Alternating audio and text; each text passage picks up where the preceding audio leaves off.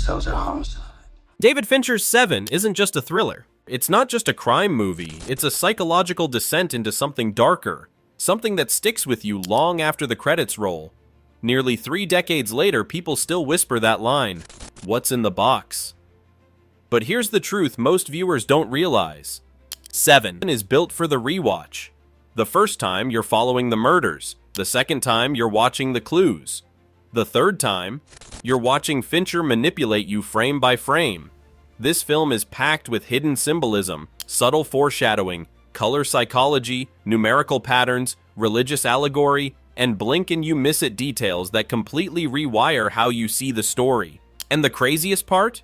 Almost none of it feels obvious. It works on your subconscious. Today, we're breaking down the 7 most mind-blowing reasons to rewatch Se7en. Details that prove this isn't just a thriller, it's a meticulously engineered nightmare. Stay until number 7. It might completely change how you interpret the ending. If you love film breakdowns like this, hit like. It tells the algorithm you enjoy deep dives into cinematic genius. And let's step back into the rain.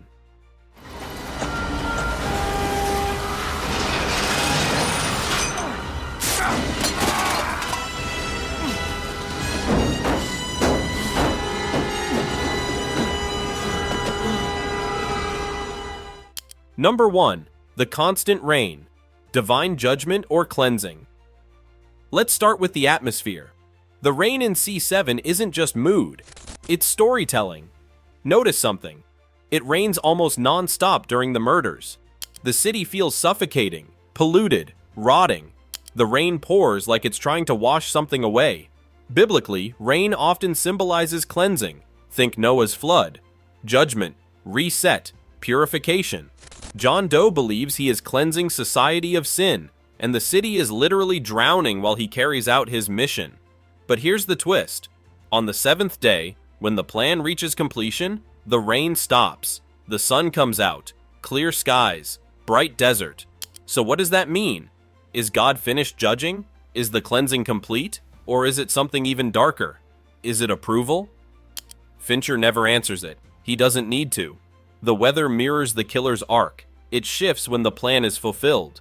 On rewatch, track the weather. Notice how oppressive it feels when chaos reigns, and how eerily calm it becomes when horror is finalized. The city isn't just a setting, it's complicit.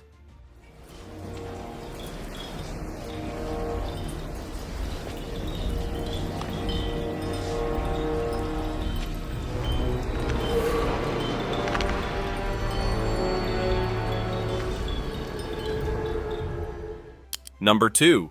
Red and green, wrath and envy embedded in the frame. Now let's talk color psychology. Fincher and cinematographer Darius Khondji use a sickly green tint across the entire film. The city feels infected, diseased. But 2 colors dominate the visual language, red and green. Green equals envy, red equals wrath. The final 2 sins. Look for it. Mills is often framed with green objects. His apartment walls, lighting, even props around him. John Doe ultimately targets him for envy. Red shows up in moments of tension, lamps in Somerset's apartment, blood-toned lighting in crime scenes, subtle red accents in key moments leading up to the climax. It's not random, it's conditioning. Fincher is slowly priming you for the final emotional explosion, wrath. By the time the box arrives, your brain has been bathing in red and green for 2 hours. On rewatch, pause scenes. Notice how these colors creep in during arguments, confrontations, emotional spikes. It's psychological manipulation through production design. Law enforcement agents more every day. Well, I appreciate that, John. I tell you... No, you listen, all right? I'll be readjusting my schedule in light of today's little setback. I just had to call and express my admiration. Sorry I had to hurt. Number 3. John Doe is there long before you realize. This one gives chills. John Doe doesn't just appear halfway through the movie, he's there earlier, in crowd scenes, in the background, watching. There are moments, subtle, easy to miss, where a figure resembling Doe is present during investigative sequences, standing across the street, in hallways, observing. Whether every appearance is intentional or not, Fincher deliberately shoots certain scenes with foreground-background tension. The detectives are rarely alone in frame.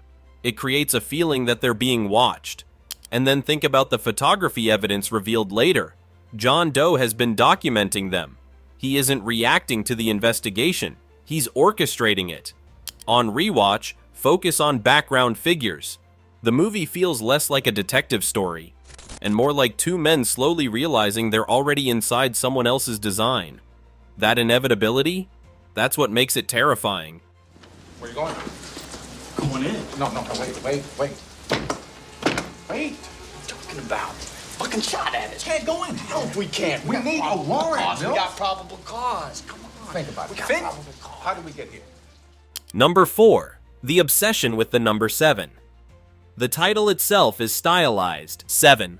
Fincher doesn't just reference the 7 deadly sins, he embeds the number structurally. 7 days, 7 murders, 7 notebooks stacked, 7 years Somerset has been waiting to retire. Even subtle details like addresses, file numbers, coded entries hint at patterns of 7. The pacing of the film is almost biblical, day-by-day structure leading to judgment. 7, in religious symbolism, represents completion. Divine perfection. John Doe believes he's completing a perfect moral cycle. When you rewatch, pay attention to dialogue rhythm and scene structure. The film feels like it's moving toward a preordained end. Because it is, it's less about solving a mystery and more about fulfilling prophecy.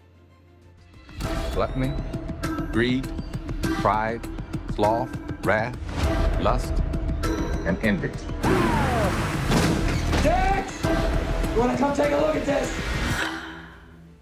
Number 5. Dialogue that predicts the ending. The script is razor sharp. Lines you barely notice the first time hit completely differently on rewatch. Tracy confiding in Somerset about her pregnancy. She doesn't want to raise a child in this city.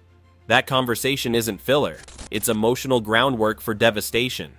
Somerset's Hemingway quote, "The world is a fine place and worth fighting for." I agree with the second part. That line defines the entire moral conflict. Mills believes in justice. Somerset believes in survival. And then there's the fragile label on the box. Brutal irony. Fincher isn't subtle, he's precise. On rewatch, every quiet moment feels loaded. Every casual conversation feels like a ticking clock. The movie tells you the ending. You just don't realize it yet. Apathy is a solution. I mean, it's easier to lose yourself in drugs than it is to cope with life. It's easier to steal what you want than it is to earn it. Number 6. The library scene, targeting Somerset. The library montage feels calm, almost peaceful, but it's one of the most important scenes. John Doe checks out Of Human Bondage by W. Somerset Maugham. Somerset. That's not coincidence. Doe studies theology, philosophy, Dante, but he also studies the detectives. He chooses them.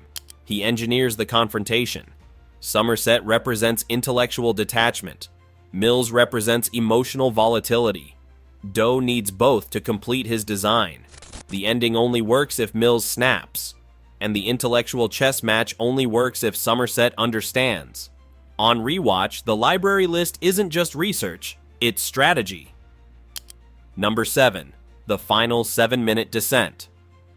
Now the ending. Exactly 7 minutes before the credits, the tension shifts, the pacing tightens, dialogue slows. There's even a fleeting subliminal flash of Tracy's face during the climax, a blink and you miss it moment that hits subconsciously. Fincher has referenced his fascination with subliminal imagery before. Whether deliberate homage to psychological horror or coincidence, the timing aligns with the film's obsession with 7. The desert setting is also symbolic. No rain, no city, no shadows to hide in, just truth. John Doe wins not because he escapes, but because he completes the cycle. Mills becomes wrath, Doe becomes envy, the prophecy fulfills itself. And Somerset, he stays. Remember his quote, "I agree with the second part." On rewatch, the ending isn't shocking, it's inevitable. So now I have to ask you, Did you notice all of this the first time? Or did Fincher completely play you like he played the detectives? Drop your favorite hidden detail in the comments. There are dozens more we didn't even touch, from the opening credits typography to the use of handheld camera tension in specific crime scenes.